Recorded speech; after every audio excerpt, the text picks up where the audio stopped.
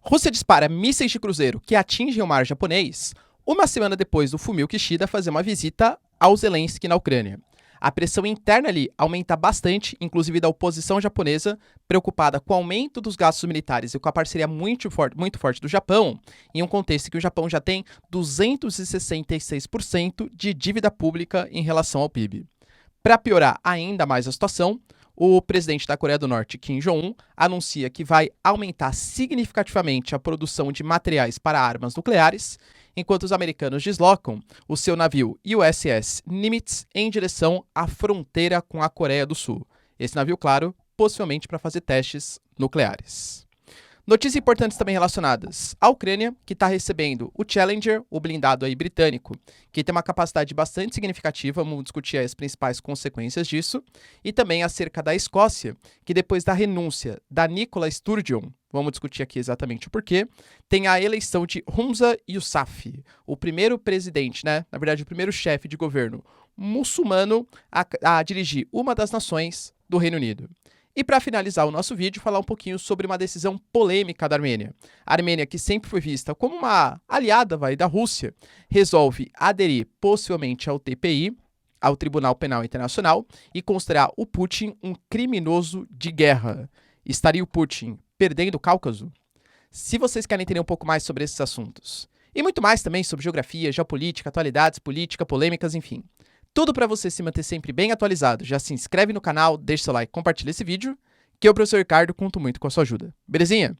Pessoal, para quem não me segue, hein, @prof_Ricardo Marcílio, me segue lá.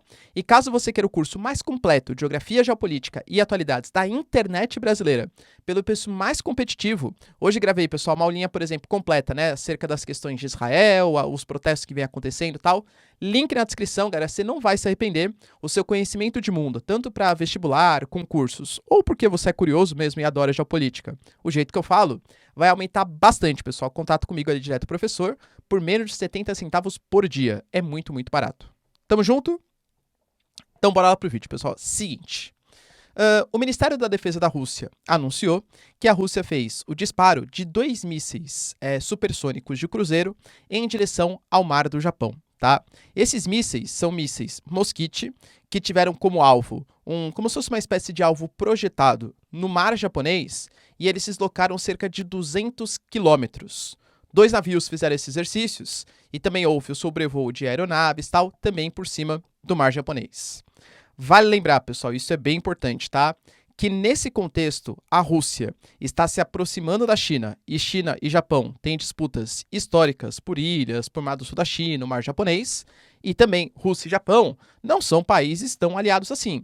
Vide, por exemplo, ilhas que os dois países disputam desde o final da Segunda Guerra Mundial, que o Japão alega que é dele, a Rússia alega que é seu, tá? O Japão faz parte do G7, o Japão está aderindo ao teto do preço do petróleo e o Fumio Kishida resolveu visitar na semana passada o Zelensky, mostrando apoio bastante significativo para os ucranianos e comprando uma briga ainda mais significativa com a Rússia, tá? Só que vale lembrar que o Japão ele está sendo ameaçado por várias frentes. Pelos chineses, pelos norte-coreanos, pelos russos. E desde o último governo, o Shinzo Abe, que foi um presidente muito polêmico, dentre outras questões, porque ele resolveu forçar ali o país, inclusive, a sair daquela premissa mais da paz, porque pós-Segunda Guerra Mundial, o Japão, que durante o final do século XIX e começo do século XX, foi altamente imperialista, invadiu ali a China, invadiu a Coreia, provocou abuso aos direitos humanos em vários países em que invadiu, e participou inclusive da Segunda Guerra do lado do eixo, resolveu adotar uma constituição mais pacifista. Então, vou me armar, mas não para fins de ataque, somente para fins de defesa. O Shinzo Abe, percebendo que a coisa estava ficando um pouco complicada na região do Pacífico, resolveu aumentar os seus investimentos militares, inclusive contrariando a própria Constituição japonesa, e agora o Fumio Kishida meio que vai na esteira do que o Shinzo Abe está fazendo, ou seja, também aumentando e expandindo seus gastos militares. Para vocês terem uma noção, os gastos japoneses eles devem aumentar ainda para 2023 em cerca de 800 bilhões de dólares. Só que o Japão não dispõe desses recursos. O Japão muito possivelmente vai emitir mais dívida na casa de 272 bilhões de dólares sendo que a dívida japonesa já está em 216% do seu PIB. O Japão é um país que vem passando por um envelhecimento populacional, uma paralisia da sua economia, e o Estado, ele adota medidas, pessoal, de injeção de dinheiro público na economia, emitindo dívida pública, fazendo com que investidores internos comprem a dívida pública japonesa e até o Banco Central japonês compre também a dívida japonesa. O Japão tem uma dívida baixa, aliás, um juros baixo, o que facilita o pagamento da dívida, só que conta com uma inflação baixa também. Porque se a inflação começar a aumentar e eles tiverem que aumentar os juros da economia, ferrou para o Japão. Todo país endividado, que incentiva bastante o crescimento econômico, como o Japão o faz, por exemplo, sofre os riscos de uma crise econômica mundial, uma crise inflacionária e coisa que o valha. Ou seja, para financiar essa expansão dos gastos militares, possivelmente a gente vai ter nova dívida sendo contraída pelos japoneses.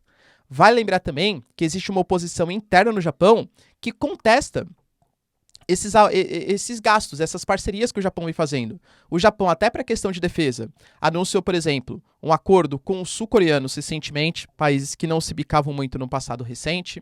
O Japão, por exemplo, fechou uma aliança para fazer caças de última geração com o Reino Unido e com a Itália, e fechou um acordo de defesa mútua também com o Reino Unido para exercícios militares conjuntos, tanto no Pacífico como na região próxima ali do Mar do Norte, próximo do Reino Unido, tá?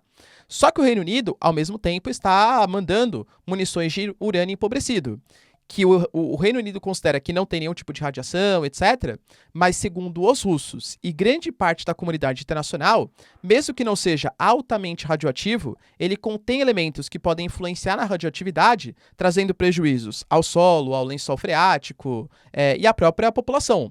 Os números de casos, por exemplo, de câncer aumentaram bastante, pessoal, pós-ataque na Sérvia, no Iraque, na Síria, onde houve o uso desse tipo de munição, tá? Então, falando assim, poxa, mas, Fumio Kishida, você vai continuar fazendo uma parceria com o Reino Unido, sendo que nós, japoneses, sabemos, desde Hiroshima e Nagasaki, o que representa o uso de artefato nuclear? Então, aumento sensível para o Japão, de expansão da dívida pública, aumento dos gastos militares e rivalidades geopolíticas com países como Coreia do Norte, China e agora a Rússia, tá? E já que polêmica pouca é bobagem, né? A gente teve o anúncio por parte do Kim Jong-un que ele vai aumentar a produção de materiais para uso nuclear. E ele deixou bem claro que todas essas armas nucleares que ele vem fazendo, aumentando tecnologia e investimentos, é tudo para defesa e para garantia da sua soberania. Ele faz questão, galera, de ressaltar, e já falou inúmeras vezes, que ele não vai ser o novo Muammar Gaddafi. O Gaddafi, que nos anos 2000, na Líbia, abriu mão do seu programa nuclear em nome de uma pacificação com o Ocidente, com a OTAN, e quando começou a Primavera Árabe, a OTAN foi lá e interferiu na Líbia e tirou Muammar Gaddafi. Talvez se o Gaddafi tivesse armas nucleares, a OTAN não tivesse feito nenhum tipo de intervenção, né? E aqui eu não estou passando pano para Kim Jong-un, para Gaddafi e tal. Estou falando aqui geopolítica, exclusivamente questões geopolíticas e de soberania. Só que, com esse anúncio e com a preocupação da Coreia do Sul, que também está pensando em fazer as suas próprias armas nucleares, a gente teve o anúncio que os Estados Unidos está mandando o seu navio, o USS Nimitz, tá? Tá se aproximando da região do sul da Coreia, muito possivelmente carregado com mísseis, com materiais também, para fazer testes nucleares. A Coreia do Norte já ameaçou e colocou que se testes nucleares forem realizados, ela vai responder à altura a esses ataques. Ou seja, hoje, além de Rússia e Ucrânia, essa regiãozinha, pessoal, do Pacífico também é extremamente tensa. Outra notícia importante está relacionada ao Reino Unido, né, novamente aí, que com certeza dos europeus é o que mais ajudou os ucranianos, tanto o Boris Johnson, a Liz Truss, agora o Rishi Sunak, com artefatos, com armamentos e com financiamentos. E agora chegou o Challenger, né? Não foi explicitado ainda, pessoal, quantos Challengers de fato chegaram. O Putin estima que toda essa aliança dos tanques, com o Leopard, com o Abrams, com o Challenger, com a MX, vão somar cerca de 400 tanques para os ucranianos. Não foi divulgado o número oficial. Eles divulgaram somente algumas imagens do Challenger chegando e também de alguns soldados ucranianos realizando treinamentos no Reino Unido, em bases do Reino Unido. Foi divulgado também, galera, que esse tanque ele é resistente, já resistiu a 70 tiros de lançadores de granada num passado recente. E o Putin e a Rússia consideram que mesmo com esse poder, ele não é superior ao T-90M dos russos e que enquanto a Ucrânia vai receber 400 tanques, a Rússia vai produzir dentro de um ano 1.600. Já disse para vocês também, tá? Isso é propaganda do Putin, do Peskov, do Lavrov. Se de fato isso corresponde à realidade, a gente não sabe. O Ocidente faz questão de ressaltar que um país que supostamente está tão bem assim com equipamentos, com artefatos, com tanques, não estaria colocando o T-54 e o T-55 para jogo, que são tanques pós-Segunda Guerra Mundial, tá? Enfim, são as guerras de narrativas aí que existem no mundo. Outra notícia, galera, que surpreendeu bastante está relacionado à Escócia. Na verdade, não foi uma grande surpresa, mas é uma notória mudança, digamos. Depois do Rishi Sunak, primeiro-ministro descendente de indianos do Reino Unido, a gente teve agora na Escócia a eleição do Humza Yousaf, né? Que é um representante muçulmano, descendente inclusive de paquistaneses. Ele vem sob a tutela do Partido Nacional Escocês, o SNP, e é um sucessor da Nicola Sturgeon. Para quem não se lembra, galera, é uma senhora que ficou cerca de 8 anos no poder, tá? E ela tinha como principal mote do seu governo uma retórica mais nacionalista e, inclusive, do ponto de vista de independência. Vale lembrar, pessoal, que a Escócia está pleiteando uma independência desde 2014, quando teve um plebiscito, e a não separação frente ao Reino Unido venceu por uma margem muito pequenininha, tá? Isso em 2014. Só que pós 2014 rolou o Brexit, né? 2017, 2018, 2019 e tal, pra frente. E na Escócia, a gente teve 62% da população votando contra. Só que como a Inglaterra e o País de Gales votaram majoritariamente favorável ao Brexit, e principalmente a Inglaterra é muito mais populosa, na média ponderada, é claro que a Inglaterra prevalece nas suas vontades. Então a Escócia saiu da União Europeia, mas sem o apoio da população. E a Nicola Sturgeon, ela baseava muito nisso, né? Olha, vamos incentivar separatismo, a gente vai separar tal. Só que o Reino Unido considera que não é proibido fazer movimentos de independência. Só que movimentos de independência só podem acontecer a cada geração. Ou seja, colocar 30, 40 anos para ter uma nova votação. Só que a população da Escócia se sentiu traída. Poxa, como assim? Eu acreditei ficar no Reino Unido, o Reino Unido que estava na União Europeia, não o Reino Unido que saiu da União Europeia. Então ela tinha ganhado popularidade, só que depois de 8 anos teve um desgaste ali do seu governo, também relacionado, pessoal, a questões relacionadas à figura de transição de gênero, que ela sempre teve um apoio muito forte da base feminista da Escócia, mas depois acabou tomando algumas medidas polêmicas que não agradaram essa base, enfim, né? Ela acabou renunciando ao cargo e agora a gente tem o Humza Yousaf, de 37 anos, como o novo chefe. Ele já prometeu, ele vai batalhar pela independência da Escócia. Ele é um cara que se baseia muito na questão de austeridade, controle dos gastos públicos, redução da inflação e combina com a premissa do Rishi Sunak, tá? Mas a premissa nacionalista e independente é claro que não combina com o Rishi Sunak. A gente tem hoje aproximadamente 50% da população, segundo as pesquisas indicam, favorável à independência da Escócia. E para finalizar, galera, uma questão polêmica, que eu concordo assim, que eu não sei se geopoliticamente fez muito sentido essa atitude da Armênia. A Armênia anunciou a sua intenção de entrar para o TPI, assinar o Estatuto de Roma. O Tribunal Penal Internacional acabou de condenar, galera, o Putin por crimes de guerra, por separação dos filhos dos seus pais, por atacar pontos de infraestrutura, né? Considera o Putin um criminoso de guerra. Então, em tese, os países que são signatários do TPI, assim que o Putin pisar no território, supostamente tem que prender ele, chamar Interpol ou algum agente aí, intermediário para mandar para os Países Baixos, para mandar para a Haia, tá? Se isso vai acontecer ou não é outra coisa, claro, mas em tese é isso que deveria acontecer. Só que a Armênia é um país do Cáucaso, ex-União Soviética, que inclusive mantém relações importantes com a Rússia, até com bases militares russas no território da Armênia. Vale lembrar, por exemplo, que hoje a Armênia ela está envolta num conflito geopolítico muito grave com o Azerbaijão, com os azeres, que é a questão de Nagorno-Karabakh. Inclusive tem aula na plataforma, tá? Beleza? Que é a questão de Nagorno-Karabakh. E a Armênia, ela conseguiu um cessar-fogo, meio mais ou menos, em 2020, com o Azerbaijão, e quem foi o fiador, o garantidor, o negociador por parte da Armênia, foram os russos. Enquanto os turcos estão do lado dos azeres, do lado do Azerbaijão, a Rússia meio que tenta garantir a paz, a estabilidade para a Armênia.